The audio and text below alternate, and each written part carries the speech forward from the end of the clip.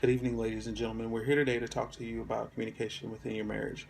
What we're going to discuss today is we're going to discuss what are the advantages and the disadvantages of either having good communication or not having communication at all.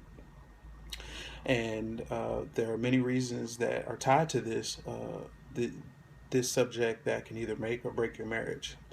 I can tell you just from experience that my wife and I have been married for 2 years, and we've had issues with communications in the past. And we sat down and we talked about what our issues were. And now that we have better communication, we have less fights and less disagreements with that. I have a couple of main points that I want to discuss today about marriage with communication. One of the things that I wanted to show you guys was these are divorce rates, and they're divorce rates by men and women.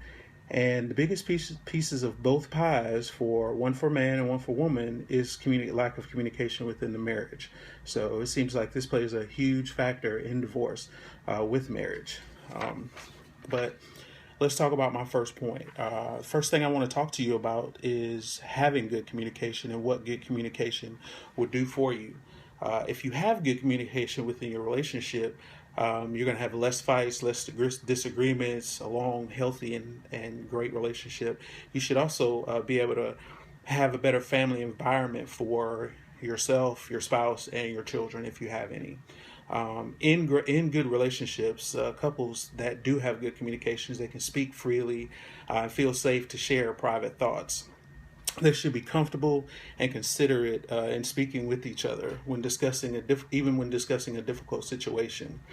Both of you should be able to speak to each other and get your points across without attacking one another during the conflict or during the conversation.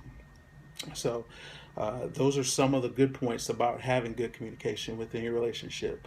The next thing I want to talk to you about are the consequences of not having good communication within your relationship. In a relationship with little or no communication, we find that there are many different complaints that surface with that. Men usually complain about constant nagging or complaining every day once they arrive home from work, or it just never seems to end.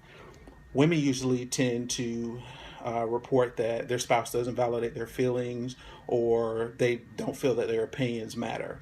And with all of this information, you have constant bickering and fighting.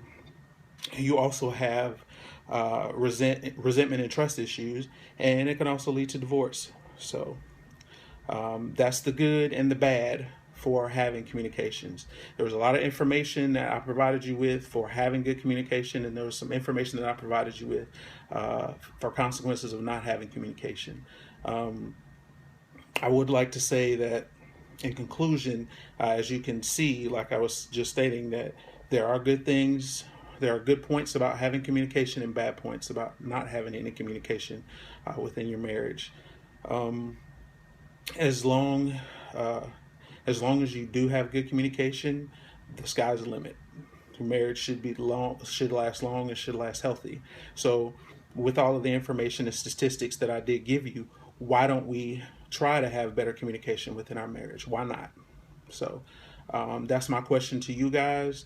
I'm open to any questions that you might have, and thank you for listening to me today. You all have a good day.